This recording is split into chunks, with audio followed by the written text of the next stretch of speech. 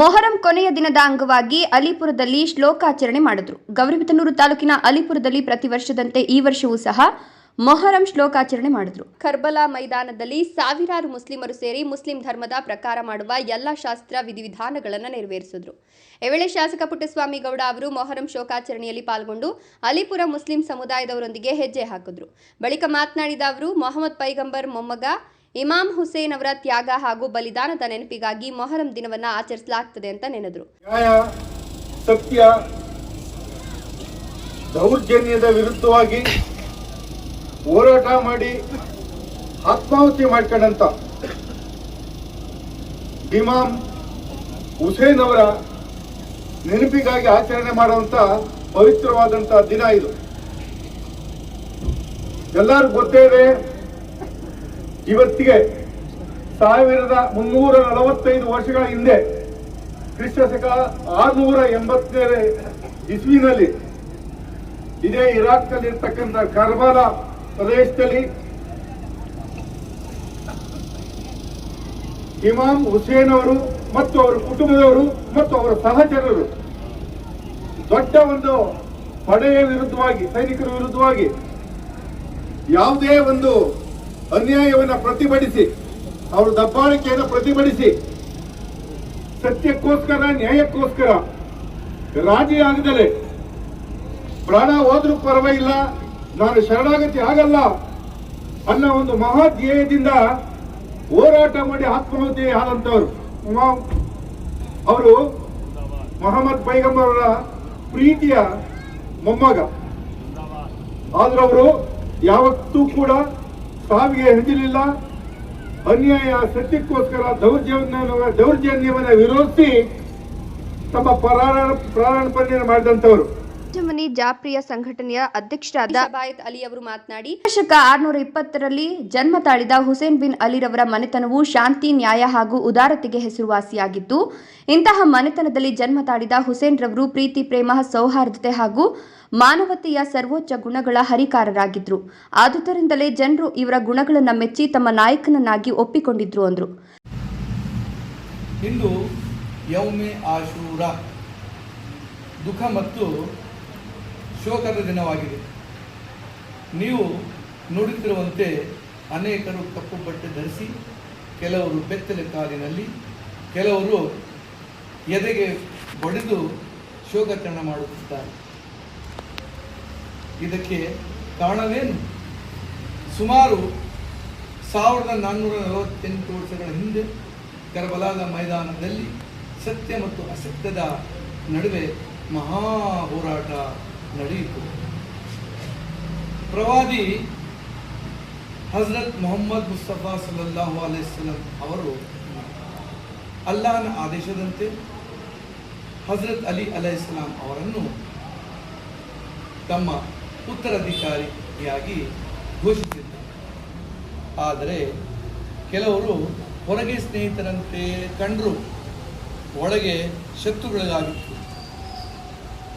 ಹಜರತ್ ಅಲಿ ಅಲೈಹಿಸ್ಸಲಾಂ ಅವರ ವಿರುದ್ಧ ಸಂಚುಗಳು ನಡೆದವು ಮತ್ತು ಅವರು ಮಸೀದಿಯಲ್ಲಿ ದೇವರ ಮುಂದೆ ತಲೆಬಾಗಿದಾಗ ಅನ್ಯಾಯವಾಗಿ ಹತ್ಯೆ ಮಾಡಲಾಯಿತು. ನಂತರ ಅವರ ಹಿರಿಯ ಪುತ್ರ ಹಜರತ್ ಇಮಾಮ್ ಹಸನ್ ಅಲೈಹಿಸ್ಸಲಾಂ ಅವರಿಗೆ ವಿಷ ನೀಡಿ ಶಹೀದ್ ಮಾಡಲಾಯಿತು. ಆ ಬಳಿಕ ಯಜೀದ್ ಅಧಿಕಾರಕ್ಕೆ ಬಂದಾಗ ಇಮಾಮ್ ಹುಸೇನ್ ಅಲೈಹಿಸ್ಸಲಾಂ ಅವರಿಂದ ತನ್ನ ಅಧಿಕಾರವನ್ನು ಒಪ್ಪಿಕೊಳ್ಳುವಂತೆ ಒತ್ತಾಯಿಸಿದರು. ಆದರೆ ಇಮಾಮ್ ಹುಸೇನ್ ಅಲೈಹಿಸ್ಸಲಾಂ ಅವರು ನನ್ನಂತಹ ವ್ಯಕ್ತಿ ಯಜೀದ್ನಂತಹ ಅನ್ಯಾಯಿ ಅಧೀನವನ್ನು ಒಪ್ಪಲಾರನು ಎಂದು ಸ್ಪಷ್ಟವಾಗಿ ಹೇಳಿದರು.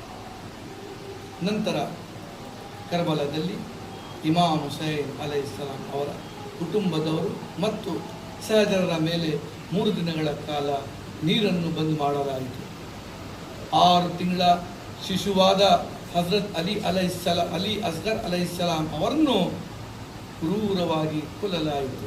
ಕೊನೆಗೆ ಇಮಾಮ್ ಹುಸೇನ್ ಅಲೈಹಿಸ್ಸಲಾಂ ಮತ್ತು ಅವರ ಕುಟುಂಬದ ಅನೇಕ ಸದಸ್ಯರು ವೀರಮರಣ ಹೊಂದಿದ್ದರು. ಆದ್ದರಿಂದಲೇ ಇಂದು 1448 ವರ್ಷಗಳಾದರೂ ನಾವು ಇಮಾಮ್ ಹುಸೈನ್ ಅಲೈಹಿಸ್ಸಲಾಂ ಅವರ ತ್ಯಾಗ ಸತ್ಯನಿಷ್ಠೆ. ಕರ್ನಾಟಕ ಮಾನವ ಹಕ್ಕುಗಳ ಪ್ರಚಾರ ವೇದಿಕೆ ಹಿಂದುಳಿದ ವರ್ಗಗಳ ರಾಜ್ಯಾಧ್ಯಕ್ಷರಾದ ಆರ್ಯ ಅಸ್ಕಿಲ್ ಮಾತನಾಡಿ, ಹುಸೇನ್ ರವರು ತನ್ನ ಸರ್ವಸ್ವವನ್ನ ತಮ್ಮ ಪ್ರಾಣವನ್ನ ತ್ಯಾಗ ಮಾಡಿದ ಮಹಾಪುರುಷ. ಹುಸೇನ್ ಜಗತ್ತಿನ ಮಾನವತೆಯನ್ನ ಉಳಿಸೋದಕ್ಕಾಗಿ ತನ್ನ ಪ್ರಾಣವನ್ನೇ ಬಲಿಕೊಟ್ಟ ಮಹಾಸಂತ. ಹುಸೇನ್ ಇಂದಿನ ಕೋಟ್ಯಾಂತರ ಜನರ ಜೀವನದಲ್ಲಿ ಬರುವ ಎಲ್ಲ ತರಹದ ವಿಪತ್ತುಗಳ ವಿರುದ್ಧ ಹೋರಾಡಲು ಅವರ ಮನಸ್ಸುಗಳಲ್ಲಿ ಬರುವ ಉತ್ಸಾಹವನ್ನು ಹುರಿದುಂಬಿಸುವ ಸ್ಫೂರ್ತಿದಾಯಕ ನಾಯಕ ಅಂತ ಹೇಳಿದರು. ಗ್ರಾಮದಲ್ಲಿ ಮೊಹರಂ ದಿನಾಚರಣೆ ಪ್ರತಿ ವರ್ಷ ಮಾಡ್ತಾ ಇದ್ದೀರಾ, ಇದರ ಇತಿಹಾಸ ಏನು ಸರ್? ಅಲ್ಲಿಪುರಕ್ಕೂ ಹಳ್ಳಿಪುರ ಏನು ಇತಿಹಾಸ ಇದೆ, ಇದು ಸುಮಾರು 300 ವರ್ಷಗಳ ಇತಿಹಾಸ. 300 ವರ್ಷ ಹಿಂದೆ ಆದಿಲ್ಶಾಹಿ ದೌರಲ್ಲಿ ಮೌಲಾನಾ ಮುಸ್ತಫಾ ಸಾಬ್ ಅಂತ ಹೇಳ್ಬಿಟ್ಟು ಇಲ್ಲಿ ಬಂದ್ಬಿಟ್ಟು ಹಳ್ಳಿಪುರದಲ್ಲಿ ಇಲ್ಲೇ ಒಂದು ಜಾಗ ಅಂತ ತಗೊಂಡು ಏನು ನಾವು ಇದ್ದೀವಿ ಈ ಜಾಗದಲ್ಲಿ ಇಮಾಮೆ ಹುಸೈನ್ ಅವರ ಹೆಸರು ಏನು ನಾವು ಬಾಬಯ್ಯ ಅಂತ ಇದೀವಲ್ಲ ಅವ್ರ ಹೆಸರಲ್ಲಿ ಇಲ್ಲಿ ಆಸ್ಥಾನೆ ಹುಸೈನಿ ಅಂತ ಹೇಳ್ಬಿಟ್ಟು ಕಟ್ಟಿ ಇಲ್ಲೇ ಇದರಲ್ಲೇ ಮಸೀದಿ ಎಲ್ಲ ಮಾಡಿ ಇಲ್ಲಿಂದಲೇ ಆರಂಭ ಆಯಿತು. ಅವರು ಮೌಲಾನಾ ಮುಸ್ತಫಾ ಸಾಹೇಬ್ರವರು ಆದಿಲ್ ಶಾಹಿ ದೌರಲ್ಲಿ ನಮ್ಮ ಬಿಜಾಪುರದಿಂದ ಇಲ್ಲಿಗೆ ಬಂದಿರ್ತಾರೆ. ಅವರಿಂದ ಈಗ ಏನು ವಂಶ ಇದೆ ಅಲ್ಲಿಪುರದು, ಅದು ಬಂದ್ಬಿಟ್ಟು ಮೌಲಾನಾ ಮುಸ್ತಫಾ ಸಾಹೇಬ್ರವರ ಕುಟುಂಬ, ಹಿರಿ ಕುಟುಂಬನೇ ಇಲ್ಲಿ ವಾಸ ಆಗಿರೋದು. ಆಮೇಲೆ ಊರು ಯಾವ ಥರ ಬೆಳೀತು, ಊರಿಂದ ಸುತ್ತಮುತ್ತ ಕಡೆಯಿಂದ ಜನ ಬರೋದು, ಈ ಥರ ಆಗಿ ಹಳ್ಳಿಪುರ ಬೆಳೆದು ಈಗ ಪಟ್ನಾ ಪಂಚಾಯತಿ ಅನ್ನೋದನ್ನು ಆಗಿದೆ. ಮೊಹರಂ ವಿಶೇಷ ಹೇಳಬೇಕಂದ್ರೆ, ಮೊಹರಂಗೆ ನಮ್ಮ ಸೌತ್ ಅಂದರೆ ಇಡೀ ತಮಿಳುನಾಡು, ಕರ್ನಾಟಕ ಮತ್ತು ಕರ್ನಾಟಕ ಭಾಗದಲ್ಲಿ ಏನು ಬಾಬೈನ ಹಬ್ಬ ಅಂತಾರಲ್ಲ, ಇದು ಬಾಬೈನ ಹಬ್ಬ ಇಲ್ಲ.